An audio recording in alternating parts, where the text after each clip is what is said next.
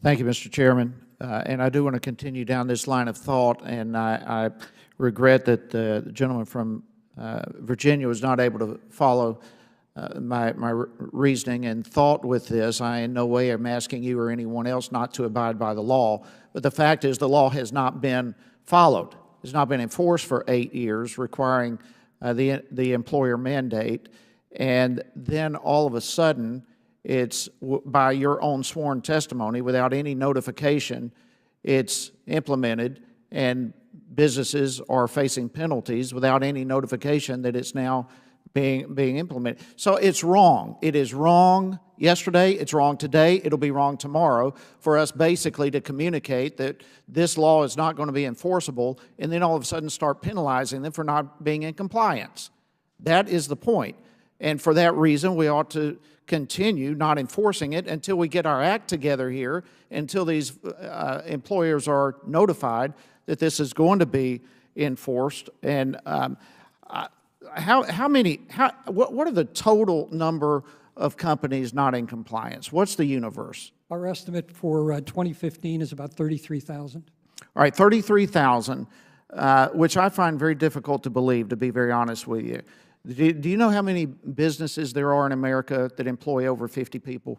I believe it's about 330, 340,000. Okay, by my rough estimates, there's, and this is by 2010, the 2010 census, there are almost 28 million businesses, small businesses, that employ less than 50 people. Treasury says that 96% are less than 50 people. That means 4% or 50% or more. That's over a million. Mm-hmm. Over a million companies that employ over 50 people. Mm-hmm. Now, you say 33,000 are not in compliance. Am I supposed to believe, then, that we have a law that we say is not going to be enforced, and yet only 33,000 out of a million are not in compliance? That you've got almost a million companies out there complying with the law that they're told they don't need to comply with. It doesn't add up. I will go back and check our numbers, Congressman. But it doesn't add up. Any number that it is, you say 500,000, whatever number it is, are we really to believe that these companies are complying with a law that they've already been told they don't need to comply with because it's not going to be enforced? Well, from the data that I've seen, the vast majority of companies do provide health care coverage for their employees. And so the 330,000 is the number of applicable large employers that are not providing the coverage.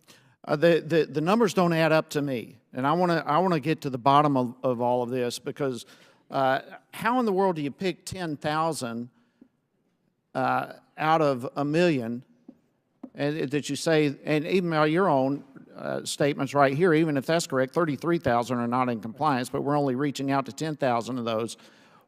How do we determine which 10,000 or whatever number it may be that we're going to pick on? It's been we've looked at those employers who clearly state they do not provide coverage. And so we've started with them, and then we are with a group of those, and we're continuing to send out letters periodically. And so we start with them and say, you're now under penalty for not complying with the law that we said you didn't have to comply with yet because it's not going to be enforced. Well, I mean, that whole concept is wrong. Well, Congressman, the letter is not an assessment. The letter says, based on the data that we have in front of us, it looks like you owe this amount. And then there is a discussion, and as I said, in 82% of these 3,000 cases that we've settled, it's been agreed that the employer didn't owe anything. I understand that. Here's part of my problem with all this, and it's just part of the problem. We, under Commissioner Koskinen, we know that there was targeting of certain groups and individuals. All right, and the last thing Koskinen does when he leaves is instate a law that has previously been not enforced.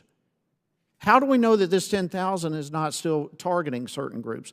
We've got a million companies out here, and we're supposed to believe that they've all been complying with something that they have been communicated that's not going to be enforced. The numbers don't add up, and then all of a sudden we've got 10,000 of them that we are penalizing. I want to know, how do you pick these? And I hear what you're saying, but the whole thing just smells fishy. Sure.